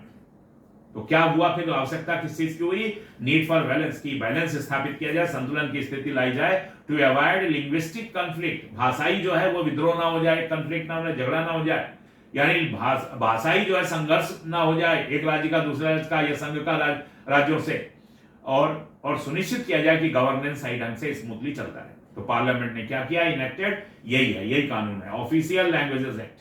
एक ये जो है ऑफिशियल लैंग्वेजेस एक्ट 1963 लेकर के आई, टू कंटिन्यू इंग्लिश, जिसका मूल उद्देश्य था कि इंग्लिश कंटिन्यू करे along with Hindi for official purposes indefinitely. एक वर्ड हम जोड़ देते हैं, इनडेफिनेटली, इसमें कोई पीरियड नहीं दिया गया कि और अच्छा 20 साल तक आगे चलती रहे या 15 साल तक, ऐसा कुछ नहीं, चलती रहेगी जब तक यह मान न लिया जाए कि हिंदी जो है पूरी तरह से समृद्ध हो गई और रिप्लेस करेगी, और सारे राज्य लिख के देंगे, कानून बना के भेजेंगे स्टेट सेंटर को, और पार्लियामेंट में इसका जो है इसके लिए प्रोविजन ना बनाया जाए, कानून ना बनाया जाए, तब तक जो है अंग्रेजी चलती रहेगी। तो यानी वो इंडेफिनेटली होगी। क्लियर, आगे बढ़े। अब ये राजभाषा नियम आया 1976 में। तो जब 1976 आ गया, अब यहां तक पहुंच गए हम लोग 50 से, तो फिर जो है ये देखा गया भाई हिंदी को और विकास किया जाए इसका। तो भाषाई यानी सरकारी कामकाज के लिए भारत को विभिन्न भाषाई क्षेत्रों में 3 वर्गों में विभक्त किया गया। तो का क्षेत्र, खा क्षेत्र, गा क्षेत्र का निर्माण ये राजभाषा नियम है, अधिनियम नहीं है। नियम और अधिनियम में अंतर, वो एक्ट है, जो अधिनियम है ऑफिशियल लैंग्वेजेस वो एक्ट है, कानून है, और ये नियम बनाया गया, राजभाषा नियम बनाया। और इस नियम में कहा गया भाई ये राज्य जो है का क्षेत्र में आएंगे, कौन कौन से, इसको नोटिफाई किया गया, बिहार है, हरियाणा है, हिमाचल प्रदेश है, उत्तर प्रदेश है, मध्य प्रदेश है, राजस्थान, यानी हिंदी बेल्ट पूरा। हमने बताया ना 70% से जहां ज्यादा हिंदी लोग बोलते हैं, जो वहां की पॉपुलेशन है 60-70% से ज्यादा हिंदी बोली जाती है, तो उनको का क्षेत्र में रखा गया। तो बिहार है मेजर हिंदी और स्पीकिंग, यूपी, बिहार, हरियाणा और हिमाचल प्रदेश, मध्य प्रदेश, राजस्थान, दिल्ली एंड अंडमान निकोबार संघ राज्य क्षेत्र, ये जो है का क्षेत्र में आ गया। फिर इसके बाद हमने दूसरा क्या बताया था, कैटेगराइजेशन 15% से लेकर के और 60-70% के बीच में जो है, किसी का 50-60, तो वो गुजरात, महाराष्ट्र, पंजाब, चंडीगढ़ संघ राज्य, तो ये खा में डाल दिए गए। और बाकी सब राज्य जो है इन दोनों को छोड़ करके, का और खा में जो आते हैं, गा क्षेत्र में डाल दिए गए देश के सारे दक्षिण के और पूर्वी तट के सभी राज्य। यानी जो हमारा ये जो है पूर्वी तट जो है, ईस्टर्न जो है हमारी स्टेट 7 सिस्टर्स हो गई, फिर और चाहिए पंजाब, बंगाल हो गया, बंगाल का और आइए उड़ीसा हो गया, और इधर तमिलनाडु हो गया, केरला हो गया, गोवा हो गया, ये सब जितने भी है वो सभी राज्य और संघ राज्य जो है ये गा क्षेत्र में आए, जो नॉन हिंदी स्पीकिंग बेल्ट पूरा था। क्लियर, ये 3 डिवीजन किया गया। और इसके बाद फिर देखिए राजभाषा नियम ये लागू किए गए, तमिलनाडु को छोड़ दिया गया, भारत के सभी राज्यों और संघ शासित क्षेत्रों पर ये लागू कर दिया गया उस समय। तो ये का, खा, गा क्षेत्र का यही काम है कि केंद्रीय सरकार का क्षेत्र में, अब फोकस का क्षेत्र पे करेगी, वहां 100% हिंदी में कामकाज हुई, इस तरह से थोड़ा पार्ट में आप जो है प्रचार प्रसार शुरू हुआ। केंद्रीय सरकार का क्षेत्र तथा खा क्षेत्र के राज्यों और संघ शासित क्षेत्रों यानी यूनियन टेरिटोरीज में सामान्यतः पत्राचार हिंदी में करेगी। यदि पत्र अंग्रेजी में भेजा गया तो उसका हिंदी अनुवाद भी भेजना आवश्यक है, यानी हिंदी को प्रमुखता रहेगा। केंद्रीय सरकार का गा क्षेत्र के राज्यों, अब गा में जो है वो तो नॉन हिंदी स्पीकिंग है। तो यहाँ वहां जो राज्य हैं गांव क्षेत्र में या जो यूनियन टेरिटरीज हैं उनके व्यक्तियों से पत्राचार जो है अंग्रेजी में होगा, वहां अंग्रेजी में ठीक है। हिंदी में प्राप्त सभी पत्रों का उत्तर हिंदी में ही देना आवश्यक है, कुछ इस तरह का नियम बनाने लगे। कर्मचारी अपने आवेदन आदि हिंदी अंग्रेजी में देने के लिए स्वतंत्र हैं। हिंदी में हस्ताक्षरित पत्र को भी हिंदी में प्राप्त पत्र ही माना जाएगा, बड़ा इंपॉर्टेंट। अगर हिंदी में सिग्नेचर भी कर दिया जाए तो उसको हिंदी में काउंटिंग हो जाएगी। कर्मचारी अपनी टिप्पणियां मतलब नोटिंग्स केवल हिंदी में भी लिख सकते हैं, यानी ये पहले ऑफिसर नोटिंग में मान लीजिए इंग्लिश में लिखता था तो हिंदी में भी लिख सकते हैं। हिंदी का कार्य सादा ज्ञान रखने वाला कर्मचारी, यानी वो कर्मचारी जो हिंदी जानता है, विधिक या तकनीकी दस्तावेजों को छोड़ के, मान लीजिए कोई लीगल या कोई टेक्नोलॉजी से रिलेटेड कोई पेपर है, उसका तो हिंदी रूपांतरण मांग सकता है। लेकिन अगर हिंदी का कार्यसाधक ज्ञान यानी वर्केबल नॉलेज उसे है तो हिंदी दस्तावेजों का अंग्रेजी अनुवाद नहीं मांग सकता, तो उसका अनुवाद नहीं मांगेगा अंग्रेजी में। अगर कोई टेक्निकल पेपर है वो हिंदी में दिया गया तो अंग्रेजी मांग सकता है, क्योंकि टेक्निकल पेपर है या लीगल पेपर है। लेकिन अगर हिंदी का कार्यसाधक ज्ञान रखता है और हिंदी में कोई दस्तावेज दिया गया तो वो उसका अंग्रेजी अनुवाद नहीं मांग सकता, यानी निगेटिव एक तरह से ये चीज की गई कि अंग्रेजी आप अनुवाद नहीं मांगेंगे जब आपको हिंदी का ज्ञान है। पढ़िए उसे, समझिए और हिंदी में काम करिए। सभी मैनुअल, संहिताएं और अन्य प्रक्रिया संबंधी साहित्य स्टेशनरी का सामान हिंदी अंग्रेजी में होना चाहिए, यानी बाइलिंगुअल सब चल रहा। जितने भी इसके अलावा सभी फॉर्म, रजिस्टरों के शीर्षक, नामपट यानी नेम प्लेट्स, पत्र शीर्षक, लिफाफों जितना भी है, लेटर हेड वगैरह, उत्कीर्ण लेख तथा स्टेशनरी के सब हिंदी अंग्रेजी दोनों बाइलिंगुअल होंगे। राजभाषा नियमों के पालन का दायित्व, ये जो राजभाषा नियम बने इनके पालन का उत्तरदायित्व किसका रहेगा? हेड ऑफ डिपार्टमेंट, कार्यालय के शासक या प्रशासकीय प्रधान का होगा। प्रशासकीय प्रधान कौन? हेड ऑफ ऑफिस नहीं, हेड ऑफ डिपार्टमेंट उसका रहेगा, यानी top boss. Head of department का पर्सनल जिम्मेदारी है ये, उसका उत्तरदायित्व है कि राजभाषा नियमों का पालन अपने उसमें कराएं। आइए देखिए, 22 भाषाएं हैं भारत के संविधान में। संविधान की 8वीं अनुसूची भारत की भाषाओं से संबंधित है। इस अनुसूची में 22 भारतीय भाषाओं को शामिल किया गया एज ऑन डेट, लेकिन शुरू में कितनी थी? 14। हमने आपको ये बात बताई थी कि इनमें 14 भाषाएं जो संविधान में ही शामिल किया गया था शुरू में 1950 में। फिर एक संविधान संशोधन लाया गया जिसका 21वां जिसे कहा गया, 21वां संविधान संशोधन आया कब? 1976 में। और सिंधी भाषा को जो है ये 8वीं अनुसूची में जो, ये आईएएस में भी, पीसीएस में भी ये क्वेश्चन आते हैं, आप ध्यान से सुन लीजिए इसको कि ये इतना, राजभाषा एक ऐसा चैप्टर है जो हमने देखा है, क्योंकि मैं मान लीजिए सीजीएल पढ़ाता हूं या ये हायर सेकेंडरी वाला एग्जाम का पढ़ाता हूं या आईबीपीएस वगैरह, हर एग्जाम में ये राजभाषा जो है एक चैप्टर रहता है। तो सिंधी भाषा को यही पूछा जाए, मान लीजिए सिंधी भाषा को जोड़ने के लिए संविधान में कौन सा संशोधन लाया गया और किस सन में लाया गया? तो 21वां संशोधन लाया गया और सन 1976 में लाया गया, तब ये जुड़ा, यानी 15 भाषा हो गई। फिर इसके बाद चलता रहा, फिर 71वां संशोधन हुआ। किस सन में हुआ? 1992 में, 1992। और उसमें 3 भाषाओं को और जोड़ा गया, यानी 15 3 18 भाषाएं हो गई। उसमें कौन कौन सी? कोंकणी भाषा, मणिपुरी भाषा और नेपाली भाषा को जोड़ा गया। क्लियर? और इसके बाद फिर एक संविधान संशोधन 2004 में आया, 2004 यानी अभी से 21 साल पहले 2004 में आया, और उसको जो है ये जो है 92nd जो है ये संशोधन है, 52वां कह सकते हैं, 52वां जो है ये संविधान संशोधन 2004 में किया गया, जिसमें 4 भाषाएं जोड़ी गई, बोडो भाषा, डोंगरी भाषा, ये जो कश्मीर में बोली जाती है, मैथिली भाषा और संथाली भाषा। तो यानी इस तरह से पहले एक भाषा जुड़ी तो 14 1 15 हुआ, फिर 3 भाषाएं जुड़ी 18 हुआ, और फिर 4 भाषाएं जुड़ी 22 हुआ। तो ये 22 भाषाएं आज हैं। ये देखिए लिखा हुआ, बंगाली भाषा, बोडो, डोंगरी, मलयालम, मराठी, कन्नड़, कश्मीरी, संस्कृत, संथाली, उर्दू, सिंधी, गुजराती, पंजाबी, तमिल, मणिपुरी, कोंकणी, असमिया, नेपाली, मैथिली, ओडिया यानी और तेलुगु और हिंदी। ये जो है सब 22 भाषाएं जो है, ये अनुसूची जो है 8वीं अनुसूची में संविधान के एज ऑन डेट है। इनमें से 15 भाषाओं में हमारा वो कंठस्थ जो 3 है, 3.0 है, वो 15 भाषाओं में ट्रांसलेशन करने में सक्षम है। इतना अपग्रेड किया गया। आइए आगे बढ़ते हैं, अभी कुछ है समय, ब्रेक लेने से पहले ये एमसीक्यू बाद में डिस्कस करेंगे। एक चीज और डिस्कस करें, राजभाषा संकल्प। राजभाषा संकल्प 1969 में बताया था, रिजोल्यूशन पास किया गया, एक संकल्प लिया गया है, संसद के दोनों सदनों द्वारा पारित। निम्नलिखित सरकारी संकल्प आम जानकारी के लिए प्रकाशित किया गया। क्या है देखिए, संविधान के अनुच्छेद 343 के अनुसार संघ की राजभाषा हिंदी रहेगी। उसके अनुच्छेद 351 के अनुसार हिंदी का प्रचार प्रसार वृद्धि करना, उसका विकास करना, ये किसकी जिम्मेदारी है? ये किसको दी गई थी? संघ सरकार को दी गई थी कि वो भारत के सामाजिक संस्कृति के सब तत्वों की अभिव्यक्ति का माध्यम हो सके। तो संघ का कर्तव्य, अब संकल्प ले रही संघ 351 के तहत जो है संकल्प क्या ले रही है? ये भारत का जो है पार्लियामेंट और जो आपका लोकसभा राज्यसभा दोनों, यह सभा संकल्प करती है। क्या संकल्प करती है? हिंदी के प्रसार एवं विकास की गति बढ़ाने हेतु तथा संघ के विभिन्न राजकीय प्रयोजनों के लिए उत्तरोत्तर इसके प्रयोग भारत सरकार द्वारा एक अधिक गहन एवं व्यापक कार्यक्रम तैयार किया जाएगा और उसे कार्यान्वित किया जाएगा और किए जाने वाले उपायों एवं की जाने वाली प्रगति की विस्तृत वार्षिक मूल्यांकन रिपोर्ट एनुअल असेसमेंट रिपोर्ट संसद की दोनों सदनों के पटल पर रखी जाएगी और सब राज्य सरकारों को भेजी जाएगी। यही हर साल काम होता है। हर साल जो है एनुअल जो है असेसमेंट रिपोर्ट मंगाई जाती है हर जगह से, हर डिपार्टमेंट से, पूरा गवर्नमेंट पार्लियामेंट में पेश होता है, फिर वाला स्टेट गवर्नमेंट में भी भेजा जाता है कि कितनी प्रगति हुई है। तो इसके तहत जो है सन 1959 से लगातार चला आ रहा है, जो हम बाद में ब्रेक के बाद डिस्कस करेंगे आपको जो है एनुअल जो प्रोग्राम है हमारा।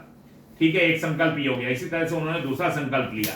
किसके तहत संकल्प लिया? इसके तहत, ये संविधान की 8वीं सूची में हिंदी के अलावा और 21 भाषाएं हैं, यानी 22 भाषाएं। तो अब हर भाषा का विकास होना चाहिए? नहीं होना चाहिए। देश की शैक्षणिक और सांस्कृतिक उन्नति के लिए यह आवश्यक है कि इन भाषाओं के पूर्ण विकास हेतु जो है सामूहिक उपाय किए जाने चाहिए। तो फिर अगर ये उद्देश्य है तो संकल्प लिया दोनों ने, यानी पार्लियामेंट ने भी, यानी लोकसभा और राज्यसभा ने। क्या संकल्प लिया? यूनानिमसली से ये संकल्प लिया गया है 1959 में। यह सभा संकल्प लेती है हिंदी के साथ साथ इन सब भाषाओं के समन्वित विकास हेतु भारत सरकार द्वारा राज्य सरकारों के सहयोग से एक कार्यक्रम तैयार किया जाएगा और उसे कार्यान्वित किया जाएगा ताकि वे शीघ्र समृद्ध हों और आधुनिक ज्ञान के संचार का प्रभावी माध्यम बने। यानी हर भाषा, कोई भाषा पीछे न रह जाए कि खाली हिंदी या मान लिया और कोई तमिल या और कोई मलयालम, नहीं, सब भाषाएं बराबर।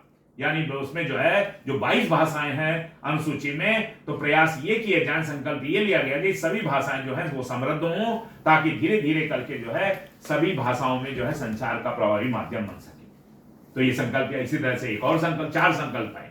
यह सभा संकल्प करती है, क्या संकल्प करती है? कि हिंदी भाषी क्षेत्रों में हिंदी, अब ये त्रिभाषा फार्मूला है, ये भी संकल्प में था, 1959 की बात है, जो थ्री लैंग्वेजेस पॉलिसी गवर्नमेंट ला रही है। यह सभा संकल्प करती है कि हिंदी भाषी क्षेत्रों में हिंदी तथा अंग्रेजी के अतिरिक्त, मान लीजिए 2 भाषा तो हो गई, हिंदी तथा अंग्रेजी के अतिरिक्त एक आधुनिक भारतीय भाषा के, यानी दक्षिण भारत की भाषाओं में से एक को तरजीह देते हुए, यानी कोई चाहे मलयालम हो, तेलुगु हो, कन्नड़ हो, और अहिंदी भाषी क्षेत्रों में प्रादेशिक भाषाओं एवं अंग्रेजी के साथ साथ हिंदी के अध्ययन के लिए उस सूत्र के अनुसार प्रबंध किया जाना चाहिए। यह संकल्प है 1959 का कि 3 लैंग्वेजेस पॉलिसी हर स्टेट में लागू हो। जैसे मान लीजिए हिंदी भाषी है तो हिंदी यहाँ है और एक मान लीजिए अंग्रेजी चला रही है या कोई दूसरी भाषा चली आ रही है, हमारी अवधी भाषा चली आ रही है, लेकिन इसके साथ साथ हम लोग जो है तमिलनाडु की भी एक भाषा जो है यहाँ पर पढ़ाया जाए बच्चों को।